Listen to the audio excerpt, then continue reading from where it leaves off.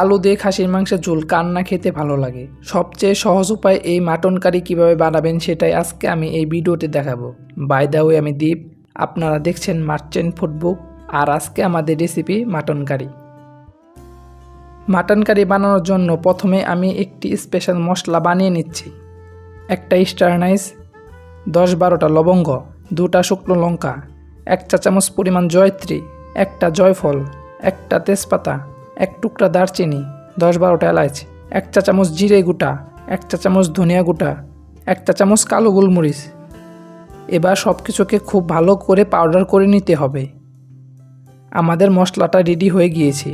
এখন এটা সাইডে রেখে মাংস প্রিপারেশনে চলে যাচ্ছি। আমি এখানে 1 কেজি মাংস নিয়েছি। এখন দিয়ে দিচ্ছি 1 চা চামচ লবণ, আর দিয়ে দিচ্ছি 1/2 কাপ পরিমাণ ভিনেগার। এখন পরিমাণ মতো পানি দিয়ে 20 মিনিটের মতো এইভাবেই রেখে দিব।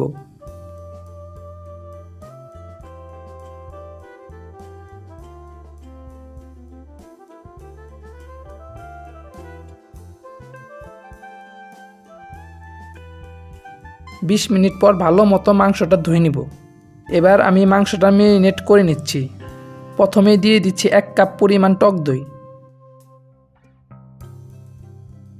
1 চা চামচ পরিমাণ দিয়ে দিচ্ছি লবণ, 1 চা চামচ হলুদ গুঁড়ো, 1 চা চামচ শুকনো লঙ্কা গুঁড়ো, 1 চা চামচ কাশ্মীরি লঙ্কা গুঁড়ো, 1 চা চামচ আদা বাটা, 1 চা চামচ রসুন বাটা, 30 ml দিয়ে দিচ্ছি সরিষার তেল।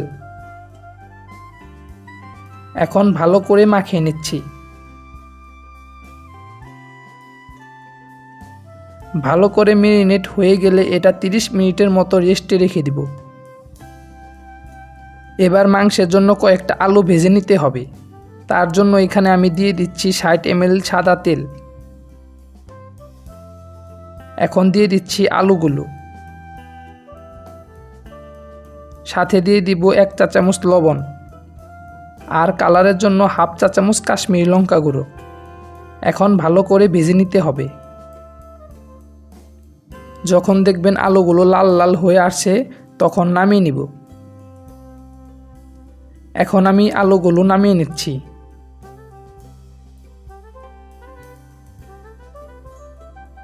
এবার এই তেলে মাটন কারিটি বানিয়ে নিব। তার জন্য দিয়ে দিচ্ছি কিছু গোটা মশলা। এখন মশলাগুলো একটু ভেজে নিতে হবে।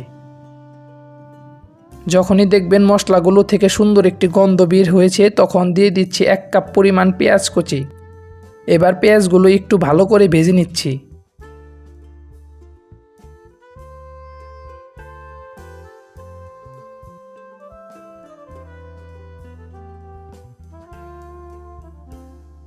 পেঁয়াজগুলো যখন লাল লাল হয়ে আসবে তখন দিয়ে দিচ্ছি 1 চা চামচ আদা বাটা,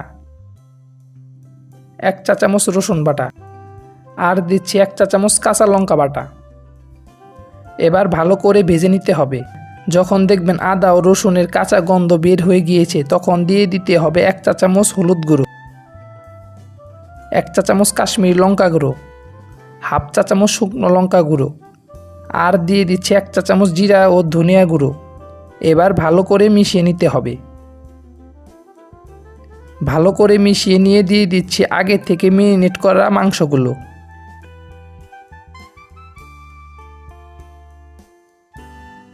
এবার মশলাগুলোর সাথে মাংসগুলো ভালো করে মিশিয়ে নিয়ে ঢাকনা দিয়ে দিব 15 মিনিটের জন্য।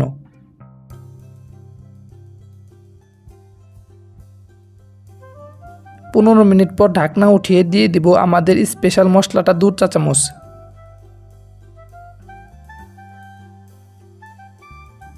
এখন একটু মিশিয়ে নিয়ে দিয়ে দিচ্ছি আলুগুলো।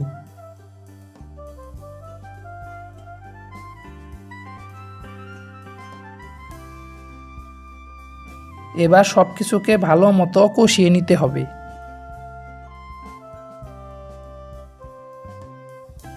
এখন আবার ঢাকনা দিয়ে দিচ্ছি আরও 30 মিনিটের জন্য।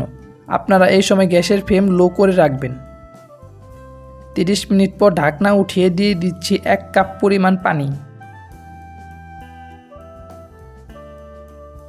এখন মিশিয়ে নিয়ে আরও 10 মিনিট ঢাকনা দিয়ে দিচ্ছি।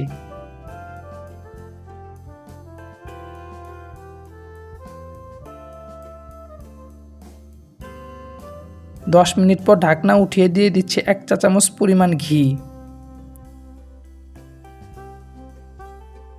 3-4টা কাঁচা লঙ্কা মাঝখান থেকে কেটে নিয়ে দিয়ে দিয়েছি। আর দিয়ে দিয়েছি সামান্য পেঁয়াজ বেরেস্তা।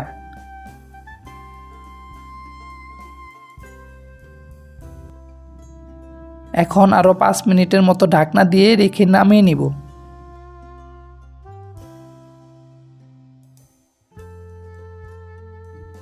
আমাদের মাটন কারিটি একদম রেডি। এখন আমি নামিয়ে নিচ্ছি। আশা করি পুরো রেসিপি বুঝতে আপনাদের কোনো অসুবিধা হয়নি। ভিডিওটি কেমন লেগেছে আপনারা অবশ্যই আমাকে কমেন্ট করে জানাবেন। বাই দ্য ওয়ে, আমি দীপ, আপনারা দেখছিলেন মার্চেন্ট ফুডবুক। আর আপনাদের সাথে দেখা হবে নেক্সট নতুন কোনো রেসিপি নিয়ে। ভালো থাকবেন, সুস্থ থাকবেন।